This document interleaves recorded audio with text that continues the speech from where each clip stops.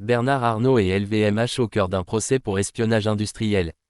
Une affaire explosive éclaire les coulisses du géant du luxe, LVMH, impliquant des pratiques controversées de surveillance.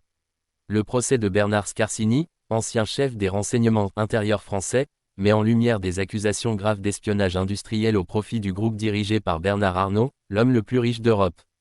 Bernard Scarsini, surnommé le Squale, est accusé d'avoir abusé de son réseau et de ses ressources pour organiser des opérations de surveillance ciblant des journalistes, des militants et des concurrents de LVMH.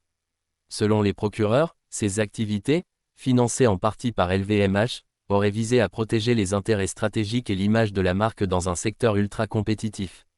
Les investigations ont révélé des pratiques incluant des filatures, des écoutes téléphoniques et le recrutement d'agents pour infiltrer des groupes critiques envers LVMH.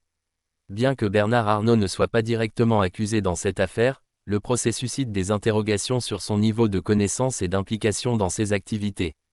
LVMH affirme que les initiatives de Scarsini ont été prises à titre personnel, sans l'approbation de la direction du groupe.